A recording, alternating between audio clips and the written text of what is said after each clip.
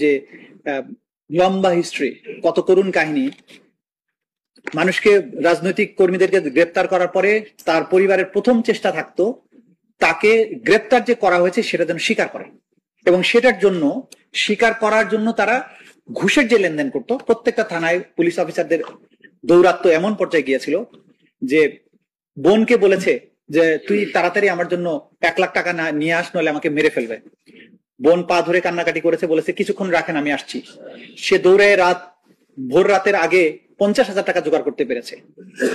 মিরপুরের ঘটনা, 50,000 টাকা নিয়ে গেছে, তখন বলছে তুই সময় মতো আসিস না, এখানে মেরে ফেলছি। সকালবেলা তার লাশ পাওয়া গেছে।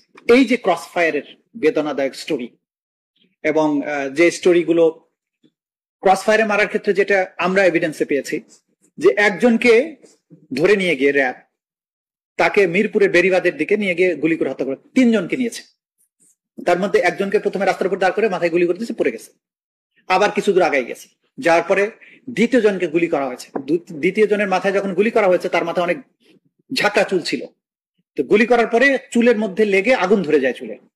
তখন সংশ্লিষ্ট যে পারপিট্রেটর, সে হো হো করে হাসে, আরে দেখছিস গুলি করলাম, হারামজাদার চুলের মধ্যে আগুন ধরে গেল। এরপরে তাকে ফেলে রেখে আবার তৃতীয় আরেকজনকে গুলি করা হয়। এগুলো তারা পাখির মতো মারতো, এগুলো তাদের কাছে কোনো বিষয় মনে হতো না, হো করে হাসতো গুলি করার পরে। এবং আমরা এমন পারপিট্রেটরদেরকে পেয়েছি, এমন এভিডেন্স পেয়েছি যে গুলি করতো মাথায়, যখন জমটুপি পরিয়ে নিত, চোখ মুখ বেঁধে নিত, এবং তাদেরকে এক ধরনের সিডেটিভ পুশ করা হতো যাতে করে প্রতিরোধ করতে না পারে। গুলি করে মারা হচ্ছে, ওই লোকটা কিন্তু অনেকটা জড় বস্তুর মতো আচরণ করতো, প্রতিরোধ করার চেষ্টা করতো না, চিৎকার করতো না, কারণ তাকে এমন কিছু করা হতো যে তার এই ক্ষমতাটাই আর থাকতো না। তো মাথায় যখন গুলি করতো, মাথায় গুলি করলে মগজ এবং রক্ত ছিটিয়ে এসে হাতে লাগতো। প্রথম দিকে সে হাতে এক ধরনের মোজা ব্যবহার করতো যাতে না লাগে।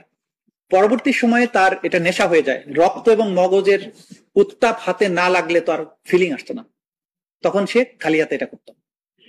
সে যখন নদীর গুলোতে গিয়ে ক্রস ফায়ারে মানুষ মারতো, নৌকার খোলের মধ্যে নিয়ে বন্দীদেরকে নিয়ে যেত, মানে প্রথমে গাড়িতে করে নদী পর্যন্ত নিয়ে যেত, সেখান থেকে মানুষজন সরিয়ে রাতের আধারে সেগুলোকে ট্রলারে উঠানো হতো, ট্রলারে খোলের মধ্যে রাখতো, মাঝ নদীতে বা মাঝ সাগরে ভাটার সময়, জোয়ারের সময় এগুলো হিসাব করতো, সেখানে নিয়ে যাওয়ার পরে গুলি করে একটা একটা করে মেরে ফেলে দিত।